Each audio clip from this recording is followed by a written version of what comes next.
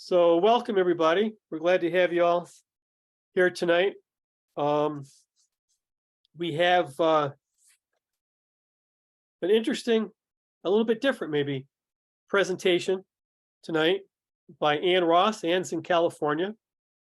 And in 2009, she bought her first vintage postcards when she was doing research for a family tree. Today, that interest in postcards has grown, and her passion today is for artist signed postcards. When she started researching postcard artists, some strange things happened, she told me, and she found stories of family secrets, betrayal, and tragedy that pretty much is unknown to the postcard collecting community. Hence the topic for tonight's presentation. Ann has a master's in social work, which she told me has influenced her postcard collecting.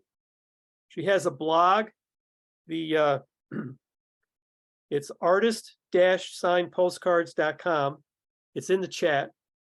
And she also has a Facebook group that's pretty active called Vintage Artist-Signed Postcards. She is also a contributing writer for the Pictured Postcard Collecting magazine, which I believe is published out of the UK. And she wrote an article about Hugo Tuck this past May. And she lives in Southern California. So Ann, let you take it away. So most of us know Raphael Tuck and their cheerful Christmas cards and their beautiful artist signed postcards. But when I started researching the family and their personal lives, I discovered that Raphael Tuck had a dark side. There was a skeleton in the family closet. His name was Hugo Tuck. Hugo was born in 1861 and he died in 1919. And all his adult life, he carried a secret that could ruin the family firm and obviously pretty much destroy his life as well. Now, how did I find out about this family secret when it hadn't been published, in any postcard books or anything like that? I was on Ancestry.com. I went into the 1881 census looking up the Tuck family and found that Raphael Tuck and his wife had 4 sons and 3 daughters. Then I looked at this illustration that you see here on the left, which is a company advertisement, some kind of publication. I didn't see the original, but you see Raphael Tuck and his 3 sons, Gustav, Adolf, and Herman. And I knew from the census that he had 4 sons, and Hugo was the youngest one. And I thought, where is Hugo? In the 1881 census, in the England census, Hugo is listed. He's 20 years old. He's living with his parents and his siblings in their family home, and he's working as a clerk in the picture department. In December of that year, Raphael Tuck retired, and in January 1882, the following month, Raphael Tuck made his 3 sons, the ones you see here, Gustav, Adolf, and Herman, directors of the company, while Hugo was only made a manager. And I also wondered about that. Okay, so that might be why he's not here, because he wasn't a manager. But I also thought, okay, he was only 21 years old. Maybe that's part of the reason why he wasn't made a manager. After this time, Hugo is rarely mentioned in any company publications. He doesn't appear a lot in the newspaper like his brothers do. And I wonder, did he resent being not being made a manager? That's something that, we really are never going to know. I did find out some things, but other things remain a mystery. Now, the next we hear of Hugo is when he gets married.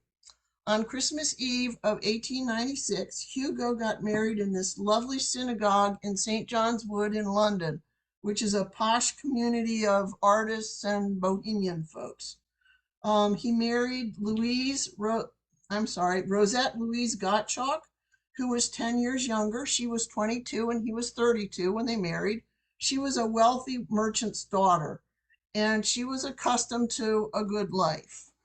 Now, 2 years after their marriage, what we find is we find that Raphael Tuck is doing very well financially. He builds this enormous building called Raphael House in Holborn in London, right here. And this is a Raphael Tuck postcard that was published, I'm pretty sure, to celebrate the opening of Raphael House. Now, the other thing I want to point out in this little map on this postcard is an area that's going to become important in Hugo's life in just a few minutes. The area around here is Piccadilly Circus. This area is the West End Theater District. So in 1900, Raphael Tuck died. In 1901, the family firm went public and it started expanding internationally. They had to redo the directors, re-announce the directors, and Hugo again was passed over, and he was like 32 or 33. He was again passed over, or he may have left the firm entirely, because I found him in the 1901 census, and it says he's working as a commercial clerk. Now, it doesn't say where. So was he demoted from manager to clerk again? I don't know. I couldn't find the answer to that question. But something is going on. After they married, Hugo and Rosette lived in 2 different apartments. I found this picture of the one that they lived in from 1902 to 1907 called Portman Mansions. It was a very posh luxury apartment. The building still exists, and it's much bigger than it appears here. So in 1907, unfortunately, things kind of start going south for Hugo and Rosette. In 1907, I found in Ancestry.com enormous divorce papers. Rosette filed for divorce in the middle of 1907 on the grounds of cruelty and neglect. The whole file is 51 pages long, and it covers a 10-year period starting 1 month after they married in January 1897. It goes all the way up to 1907. She mentions a lot of specific details. She mentions his violent temper, his cruelty. He was cruel to her, and to such an extent that it made her chronic asthma worse. She was not a healthy woman at this point of her life. She stated in her affidavit that Hugo's cruelty, his temper, his arguments triggered what she called, in her own words, a nervous depression and lots of mental anguish. She describes multiple situations where Hugo made her go to the theater and to music halls with him at night when she was not feeling well, and even after she had asthma attacks. She also mentions that he left her alone at night, leaving the house and returning very early in the morning, nearly every night for 10 years. And you think about that from her standpoint as an asthmatic going out at night. And you see here, this is a Raphael Tuck postcard of Trafalgar Square, which is one of the areas where Hugo loved the nightlife. And it was smoky, and there was coal smoke and fog, and it was very difficult to see. That is not a good environment for someone who's an asthmatic. So the next thing that I started wondering, Hugo, in the divorce papers, he denies all the charges. So you want to keep that in mind. The next thing that I started wondering was, what was Hugo up to when he left her alone all night long? What was so compelling that he had to leave his wife and go out on the town? Well, this is another Raphael Tuck oilet that gives you an idea of exactly what he was doing, and it's all spelled out in the divorce papers that are on Ancestry.com. Rosette's affidavit very bluntly states that her marriage with Hugo was never consummated. So it doesn't directly say it, but we can very likely conclude that Hugo was gay. He was using Rosette as what is called a beard, behind which to conduct his lifestyle. The affidavit also reveals that Hugo had a male lover, William Henry Willie Rolfe, who we know from the affidavit was a minor because his father, Henry Rolfe, appears in the papers as his guardian and has, signs documents and things like that on Willie's behalf.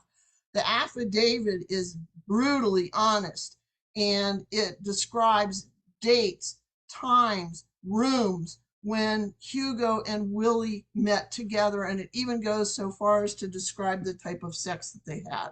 So it's very obvious to me that Rosette must have had either a team of detectives following Hugo at night, or I think it might also be possible, I don't have any proof of this, that Hugo, in desperation to get out of a miserable marriage, he may have provided the information himself because it's so detailed. Now, what's incredible about all of this is that this 51-page divorce document, it never appears in any British newspaper. I searched and searched, and there's nothing. So I believe that the Tuck family, who by this time, 1907, they're doing well enough. They're, expanding internationally. They have this huge building, and they have contacts with all the newspaper publishers, and they have royal warrants. They produce Christmas cards for the royal family. I believe that the family had this hushed up. I don't have any proof, but it's quite possible. The next thing I wondered was, where did Hugo go at night? What kind of life did he live? And one of the places that I think he probably went is this, shown here in another Raphael Tuck card, the Criterion Theater in Piccadilly Circus, and you see it right here under the British flag. This theater had a wonderful restaurant, and it was a common spot for gay men to meet, and they would eat at the restaurant, and then they would go to a performance at the theater together. And this, you'll see, is a common pattern with Hugo. He loved the theater. The other thing that we find out from his the affidavit is that he was renting an apartment during his marriage. This is a photo from Google of what the apartment building looks like today. 24 Haymarket, and he was here renting an apartment. At first he was on the second floor, and then he moved to the third floor from October 1907 to January 1908. He was just here for a few months, and I wondered, why did he choose this area? Well, it turns out that right around the corner was this theater that you see here in this postcard, the Haymarket Theater. This was another popular place for the gay community. It was a little bit down a rung or two from the West End Theater District, the Piccadilly Circus in that area. Unfortunately, this area is also known, since I think the 1700s, as an area that's a haunt for prostitutes. So at night, it was not a very safe place to go, and certainly proper ladies did not go there. Now, Hugo, he didn't stay in Haymarket for very long. He moved on to a room at the Grand Hotel in London. And here again, you see Trafalgar Square. And it's kind of interesting how we see a pattern emerging where Raphael Tuck's own postcards illustrate Hugo's life to a certain extent. So here's the Grand Hotel, this building right behind the fountain. And Hugo moved into, as we know from the affidavit, room 541 here in the Grand Hotel. This area looks like a wonderful, as today, a nice touristy spot, but at night it was kind of seedy. After a few months here at the Grand Hotel, he moves on to another hotel, the Ivanhoe Hotel. Now here, his divorce is being finalized. He lives here for 2 years. And he continues his relationship with Willie Rolfe, whom he entertains at his rooms at the Ivanhoe Hotel. He lives here while his divorce is being finalized and as a newly divorced man. And in the 1911 census, we find him. He's still here, and he's listed as working at the stock exchange. I don't know what he was doing at the stock exchange, but he was working there according to the census. Another place where we find him is at this lovely hotel, the First Avenue Hotel in London, which had this wonderfully ornate Orientalist style entrance hall. Hugo, I don't think he lived here permanently, but he entertained his lover Willie here. This postcard was published at about the same time that he was here, so he would have recognized this area. Now, I started wondering, and you may be too, why are we seeing all these hotels and why was he moving so often? So I did a little bit of looking and I found out that at this period of time, being gay was basically illegal in England. Gay sex was punishable by a minimum of 10 years in prison. The police knew the areas where gay communities, where they socialized, where they met, where they went out to eat, and they would raid these areas. So frequent moves, gay men moved frequently to avoid detection and to stay safe. And this is exactly what Hugo did.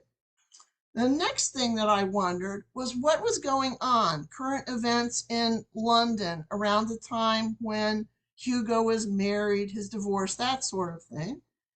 And I came up with Oscar Wilde's trial. Now, many of you probably know Oscar Wilde, the playwright who wrote The Importance of Being Earnest and The Picture of Dorian Gray. In 1895, he was tried and convicted of gross indecency with his partner, Lord Alfred Douglas. He was imprisoned. In those days, the court system worked a lot faster than it does now. He was imprisoned just within a few months of the trial. Imprisoned for 2 years, sentenced to hard labor. In prison, Oscar Wilde's health was ruined, his career as a playwright was ruined, and he died in exile, poor, at age 46 in 1900 in France. So, as you remember, Hugo got married in 1896, in the middle of when all this stuff with Oscar Wilde was going on. So was this a coincidence that he got married? When Oscar Wilde had been imprisoned? I really don't think it was, because this trial, as you can see here in this illustration, it was publicized all over England and abroad as well. And the gay community would have been discussing this and they would have been in fear. So I believe that it's quite possible, that I don't have the proof, that Hugo was worried, and also his family must have been worried too. His ex-wife even might have been worried that he would end up the way Oscar Wilde ended up, in prison and a huge scandal which would ruin the family firm. So where do we find Hugo next? In 1914, between these years, 1897 and 1914, he's very quiet. We don't hear much of anything about him at all. In 1914, he disappears, and the family or a lawyer hires a detective agency. You see here in this ad, the detective agency placed this ad in a newspaper in London, asking for information about where's Hugo Tuck and offering a reward. They don't say how much. And at the bottom, they put American and colonial papers, please copy, which suggests to me that his family was afraid that Hugo had moved abroad. I don't know why. I haven't been able to figure that out, but you can kind of get a reasonable idea. He may have gotten in trouble, although I haven't found anything. But they were right to be concerned about that, because where do we find him in 1915? Hugo leaves England and he moves to Australia. He's age 53. And this Tuck card is a view of the Sydney Harbor around the time roughly when he moved to Sydney. So he may have seen a scene much like this when he came into the harbor.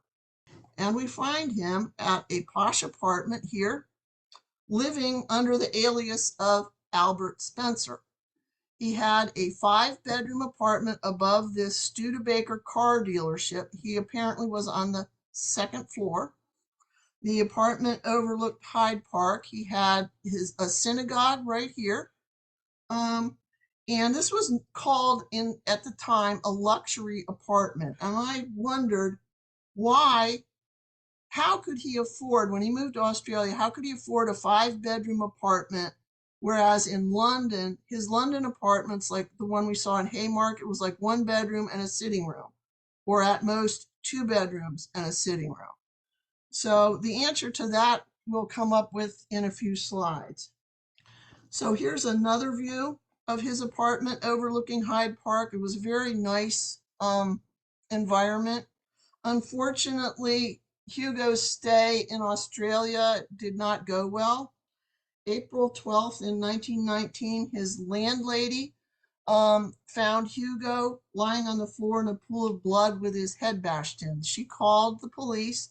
The police called an ambulance, and he was sent to the Sydney hospital, where he died 30 minutes after he arrived.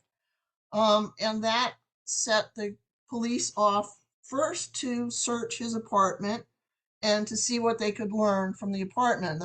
One of the first things they found, 2 chests full of documents, letters, diamonds, cash, and gold.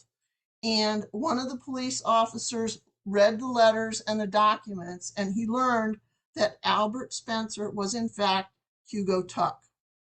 He also learned from the letters, as he later testified, the policeman testified, he read the letters and he called them ridiculously affectionate letters from a number of different men who were, he assumed, Hugo's lovers.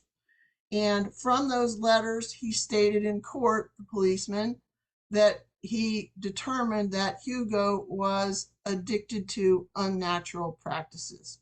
Some of these letters were published in the Sydney Sun, which was pretty much like the National Enquirer in Australia. The other thing that the police found from the documents in his apartment that Hugo was what was called a remittance man. And that was a man who got in trouble. Sometimes they were gamblers, sometimes they were womanizers, alcoholics. They got in trouble with the law, and their family members paid them to leave the country so they wouldn't cause any more trouble. They would pay them every month so they would stay out of England. And we did find that this is true because it states in the affidavit, the divorce papers, that his sister, Rose, was sending Hugo money every month through her husband, who was working for Raphael Tuck and Sons, and Hugo's lawyer. And both men were Hugo's executors. So that explains how he could have such a big apartment. He was known by his friends as the Diamond King because of his habit of wearing enormous, valuable diamond rings, which are found on his hands when the police came in his apartment. So he was known to his friends, the police learned, as a man who loved going to the theater. He loved dining with young men and then taking them out to the theater afterwards. Does that sound familiar? I think so. So the police had quite a bit on their hands. They had lots of tips, and they searched for Hugo's murderer for 7 days. Most of their tips led nowhere and were quite confusing. One of them that was the most confusing of all was a coat that someone found on this cliff. And this is another Raphael Tuck postcard. Someone found a coat with a suicide note in the pocket on this cliff. Now, this cliff at this time was unfortunately a spot where people often committed suicide. It was common knowledge, as you can see why somebody would choose that spot. The police did a lot of searching, but they never found a body, which was very strange. So the government offered £100 reward for any information leading to the discovery of the murderer. Their next lead was better. The police staked out a little hotel called the New Zealand Hotel, not far from Hugo's apartment. They had a tip about a hotel employee. They staked the place out for 3 hours at night, and 11 o'clock at night, along comes a young man called William Doyle with his fiancée. He was arrested by the police on suspicion of murder, and they took him to the police department and interviewed him, and he made a confession. It turns out that William Doyle at this time was only 17 years old. The cops described him as well-dressed, polite, well-spoken, and he gave a story that he repeated again during the trial. He said that Bertie, as he knew Hugo, he knew him as Bertie Spencer. Bertie invited him up to the apartment after they had known each other for 2 years to see theater magazines and talk about Charlie Chaplin, who was all the rage at the time. Doyle describes getting up and bending over to pick up a mousetrap, and he said that Bertie, aka Hugo, rushed over to him and wrapped his arms around him and made an enormous pass at him. And Doyle was, he said, flabbergasted, and because he said he did not know that Hugo was that sort of man.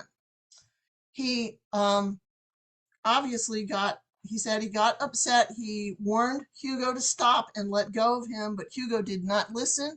So what Doyle did was he grabbed this weapon that you see over here. It's a lead plumber's bob that they said weighed about 4 pounds. He grabs this, he whips it over his head, and it hits Hugo in the head. Hugo falls to the ground with his skull crushed in. And Doyle, during his confession, said that he tried to staunch the blood from the wound, but he panicked.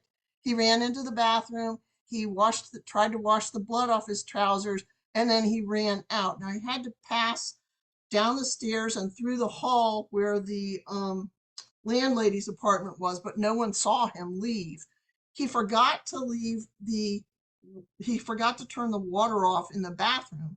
And the landlady found the bathroom running, after he'd left, went upstairs, and she found Hugo on the floor bleeding. So that brings us to the murder trial, which was a few weeks after they arrested Doyle. The press coverage caused an enormous sensation all over Australia, but again, I never found a peep about it in England. They had a lot of people testifying. The landlady, Rose Fitzpatrick, she was an elderly widow. She had nothing but good things to say about Hugo. She described him as a refined gentleman who caused no trouble. Maybe he had a few, 1 or 2 friends over, but they were quiet. Friends described Hugo as kind and gentle and someone who would never hurt anyone. When Doyle got to the stand and read his testimony, just like in his confession, when the police interviewed him, he showed no emotion. He was calm, cool, and collected, but he did admit that he was the one that left that coat with a suicide note in it on the cliffs to, misdirect the police, because he said he was afraid. Next, the detectives that you see here who arrested him, they testified. The Doyle's fiance, she also testified and said, oh, we've been together for, I think it was 2 years, and we're planning to get married in a couple months. And when you read her testimony, you can't help but wonder, was Doyle using her as a beard the way that Hugo was using his wife Rosette as a beard? Now, I never found the answer to that, but it comes into your head. It comes into your head. So after that, the coroner gives a testimony which really kind of clinches the whole thing, describing the wounds and, his brain. And he goes what we would kind of think is kind of overboard and goes into the territory of linking certain parts of Hugo's body and his brain with his behavior and his gay lifestyle, which is pretty unfortunate. At the end, after 3 hours of deliberating, the jury found William Doyle not guilty and he was set free. After the trial, again, there were tons and tons of newspaper articles all over Australia, nothing in England. The articles were all very anti-Semitic because Hugo Tuck, like his family, was Jewish. Homophobic articles, they were very, very cruel. They called the trial a sordid sensation that reeked with repulsiveness, and they called Hugo a physical degenerate, as if he were the murderer, not the victim. So now we wonder, where's Hugo again? Here's where Hugo is now. This looks like a walkway between some graves, but that is where Hugo is buried, in an unmarked grave. After his death, the only thing that I could find was a brief death notice in the London Times that was probably placed by either his family or a family lawyer. It was 2 sentences long. What does it say? That Hugo died in Sydney after a short illness. There was no funeral notice, no burial notice, as is usual, nothing. His siblings, obviously by choice, buried him in an unmarked grave. The one thing that they did do for him, this is the Jewish section of the cemetery. So he's buried in the place that he would, be comfortable in. Now, the other thing that I wonder about is maybe we shouldn't, come down too hard on his family. Or Jewish families, I'm not familiar with their burial customs, but if they had to bury him quickly according to Jewish custom, well, they still didn't get him a headstone. So a year after he died, Hugo's will was probated, and I found that in the paper. He left a little bit less than £1,500 to his sister Rose's husband, Barnett Goodman, who had been sending him the money, and his lawyer, Saville Cohen, who, they were both executors. After his death, of course, Raphael Tuck continues, publishing postcards and whatnot until they merged with another company around about 1959 and then totally disappear in the 60s. But today, obviously, we still collect the cards and they're still held in high esteem and the company is still remembered. However, Hugo, unfortunately, has been largely forgotten. And I sat on this story for a while before figuring out what to do with it because it's rather sensitive and it's rather sad. And in the end, I decided that Hugo deserved to be recognized. He deserved to be remembered. And I hope that someday a family member, a descendant, will see fit to put a headstone on his grave. And that, my friends, is the story of who killed Hugo Tuck. Thank you. That's very, very interesting. Okay. Oh, and if you're interested in the sources that I used, as I said, ancestry.com, newspapers.com, the Australian National Library has a newspaper database called trove.com. I used the Tuck postcard database website that has a lot of history about the company on it. Does anybody have any questions? I have a question. How did you find out that he was buried there in this unmarked grave? Oh, let me see. Where did I find the mention of where he was buried? That's a good question. In a newspaper article, there was something about, I think oh, yes, the 2021 Australian article, and I think it was the Daily Telegraph, that recounted the murder and the trial. That was one of the first articles that I found. It's in there that he was buried in Rookwood Cemetery. And then I just went to the cemetery website and you can look up a person's name, and this photograph is from the cemetery website, and they give you the lot number and whatnot, and you can look up an exact photograph of where the grave is. I came in a little late, and That's so okay. this is probably territory you covered at the start, but Mhm. I'm curious as to how you landed on this area and became interested in it, in Hugo. It just it happened. Um, I had originally started out thinking, because I have a background in art history, that I was going to do something with art history and postcards and use postcards to help people learn about art history, interpret postcards through art history. But when I started looking up the artists and the painters, the artists and the publishers, I looked up the Tuck family, and in the census, it said that there were 4 sons of Raphael Tuck, but in an illustration that I found, there were only 3 sons pictured, and that started me off with the idea, where is Hugo? And that's what started it all. So I just moved into that, these controversies and these tragedies. It just kind of happened naturally. And there was also another artist where I also dug up similar things that they just happened. And so I said to myself, well, I guess this is the direction I'm going to go with this at this time. So art history kind of took a backseat to everything. Perfectly reasonable. Yeah, sure. These stories need to be told, is what I decided. Leslie, did you have a question? Well, yeah. So at the time that ad was placed in the newspaper, presumably by his family, other members of his family knew darn well that he had gone to Australia. I'm not sure if they knew.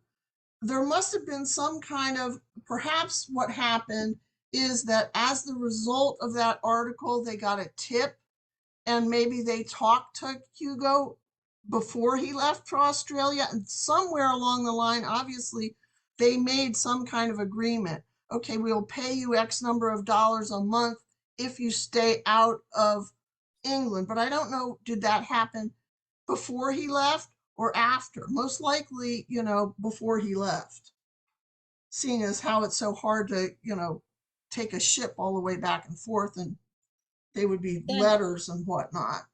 But I don't have any proof of that. It's another one of the unanswered questions.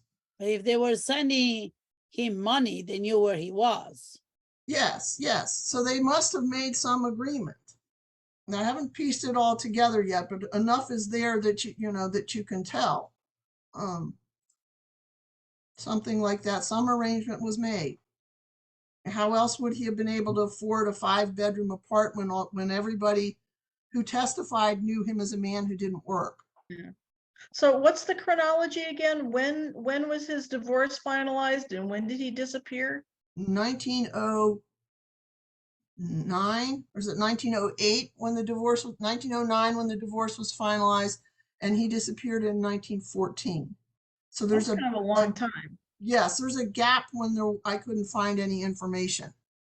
I think Australia, can you hear me? Okay. Yes, I can. Okay. Rick. I think Australia was a place people went That's right. when families, because if you went to Canada, you were too close to the United Kingdom. And if you went to India, there might be people who knew you or knew your family. Yeah. Because India had a very strong, the British ran it then, the Raj had a very strong social system. Right. Class.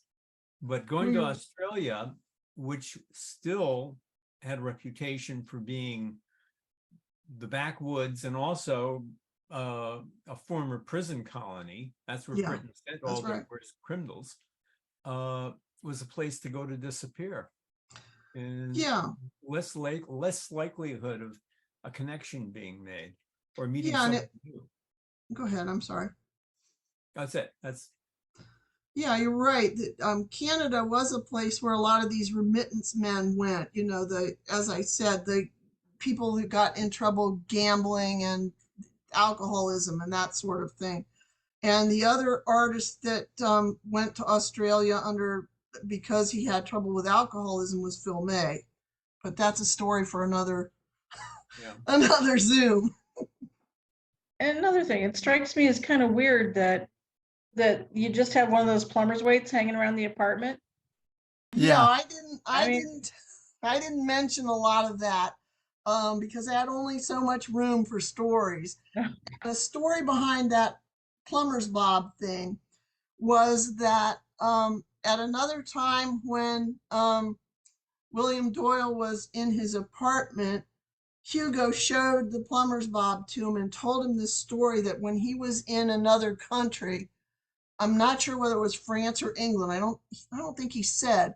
When he was in another country, he'd gotten into a bit of a spot of bother with another man who would try to beat him up or something. And that plumber's bob was involved. And apparently the story that Hugo told to Doyle was that however it ended, the confrontation, he ended up with a plumber's bob, and that's where the plumber's bob came from and why he like he said he kept it as a memento. Hmm. Do we know that the term plumber's bob is accurate? Because I know the term, everybody knows the term plumb bob. Yeah, well, they call it several different things. They call it one paper called it a slingshot, the other paper called it a leaden sling, and then a third one called it a plumber's bob. And I chose a plumber's bob because I thought it would be um a most recognizable term. And the slingshot to me looks totally different than what's in that picture.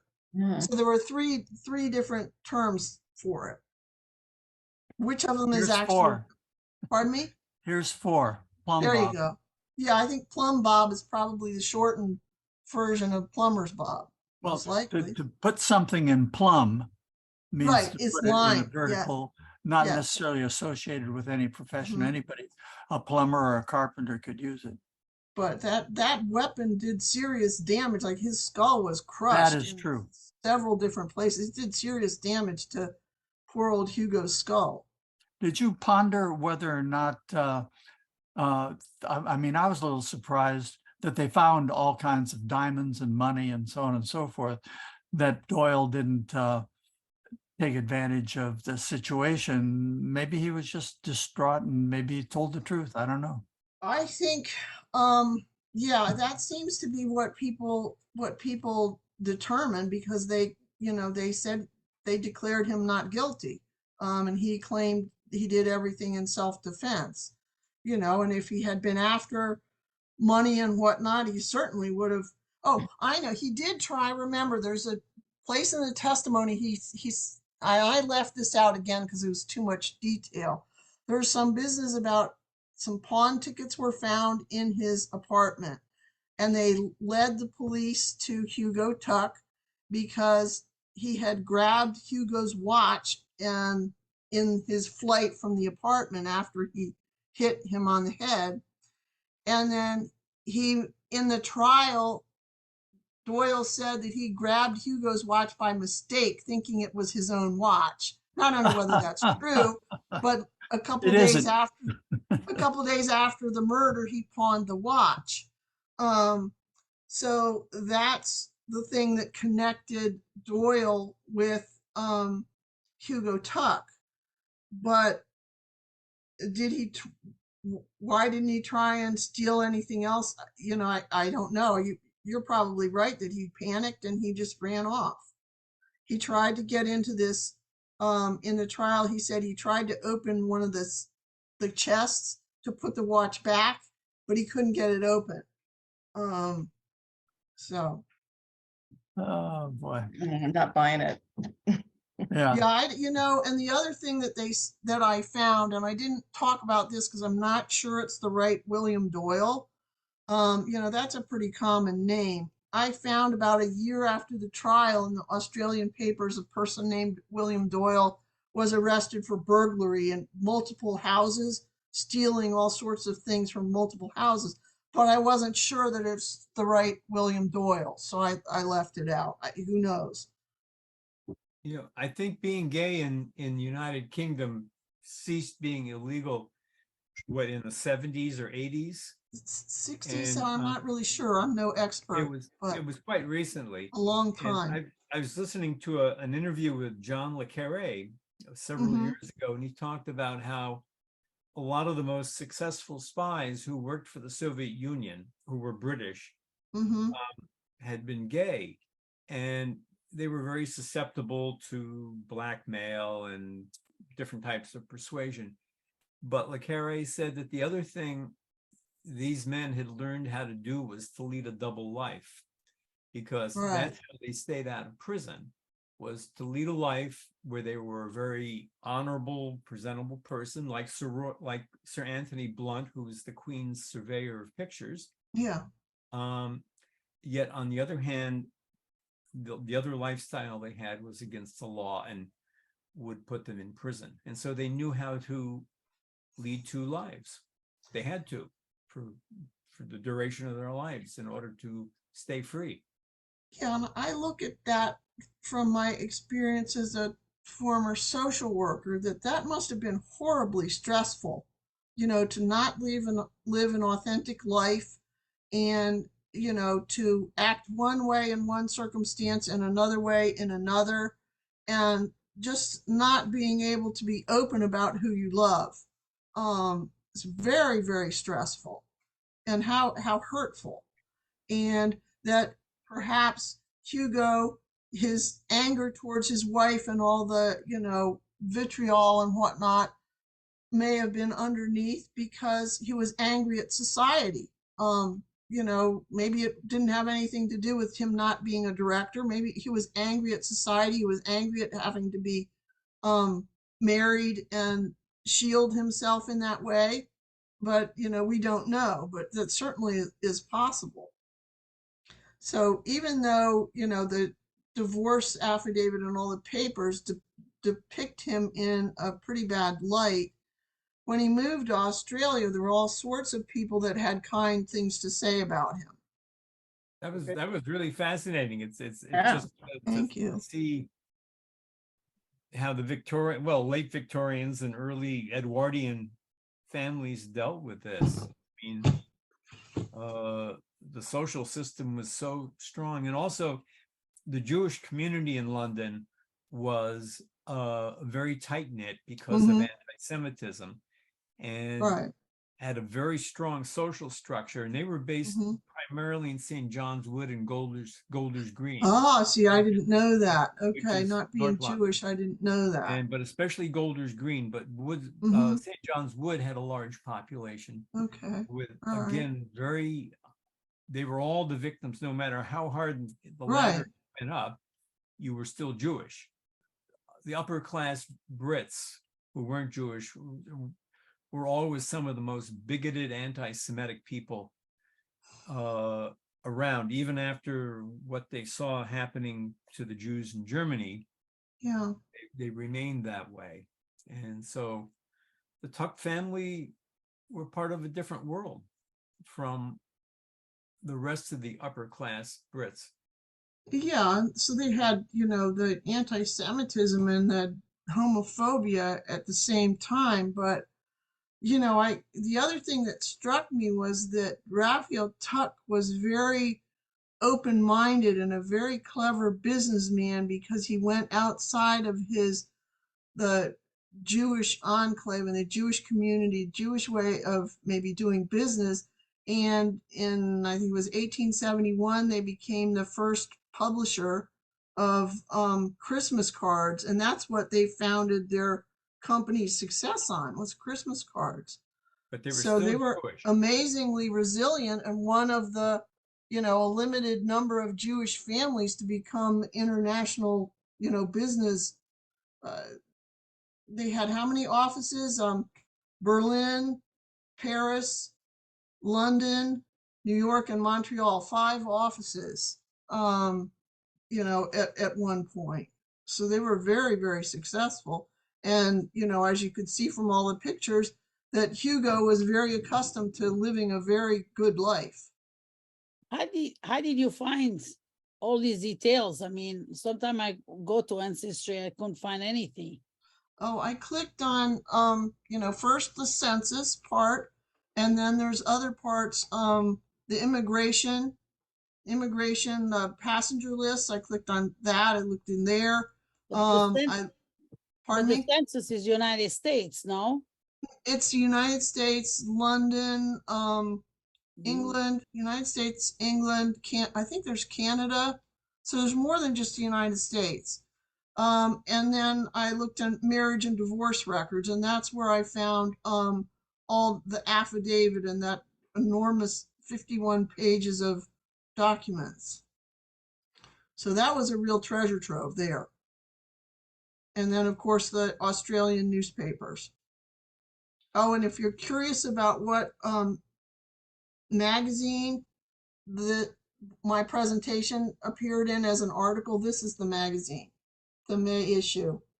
A picture. It's like one of the last postcard magazines available in print, and it's published in London. And you can get back issues. You just the Google picture postcard collecting magazine. Another one more little detail. The last really prominent gay person to be in the news was a man named Alan Turing. I don't know if any of you have ever heard of him, but Alan Turing was a mathematician who broke the German codes. Yes, yeah. And he, after the war, was caught doing what was known as cottaging. Mm-hmm. And cottaging is English slang for picking someone up in a public restroom. And he was chemically castrated. Oh dear, that's And horrible. it really took the efforts of, I believe, Churchill Oh, to stop his persecution. And the Brits, God love them, have put him on the 50-pound note. So well, they yeah, have honored him in a way. There's not a lot of 50-pound yeah. notes floating This is a around, good but thing. that's where Mr. Turning is. And it was because of his efforts to a large degree that the British survived Mm-hmm. war. Yeah. And were Yeah, able that sort of thing makes my social worker's blood boil. I mean, to, it's like for social workers, it's a little bit of like policemen. They say once a cop, always a cop, and it's kind of like once a social worker, always a social worker. yeah. So, and that background is one of the things that got me into the artist signed postcards and the artists and their stories, because so much of artist signed postcards is wrapped around social justice, the suffragettes movement and things like that. And certainly what happened to Hugo, Yeah. the social injustice that gay men, experienced, I mean, and they still experience. and to be gay and Jewish. A double whammy. I It's mean, even, that and is the other society thing, is, Rick, that I didn't mention because I couldn't find the photograph again. I deleted it when I was annoyed. There was a photograph. I'm sorry, not a photograph, a sketch published in one of these Australian newspapers around the time of the trial of Hugo Tuck, but much like the portrait of him on the very first page of my presentation, except it was exaggerated. So he had a receding forehead, a receding jaw, and his eyes were all, enlarged as if he had some thyroid disease.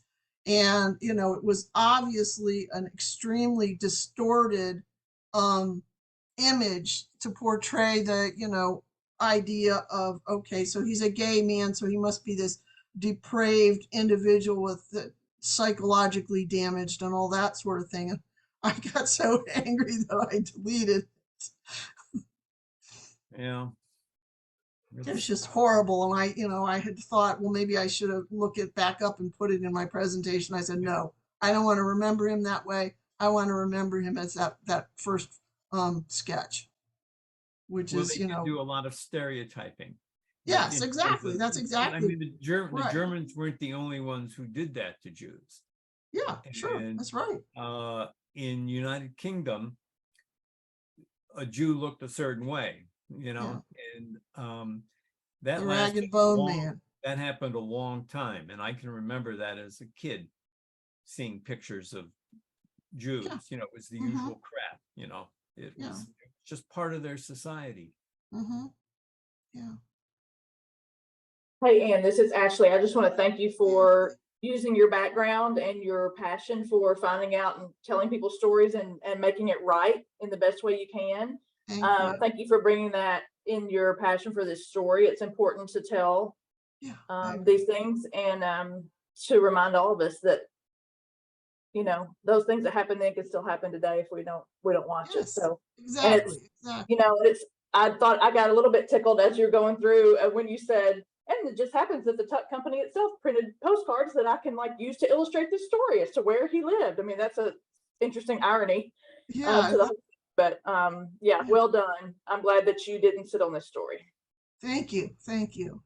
Thank you. Well, thank you. Thank you, Ann. Thank you very much.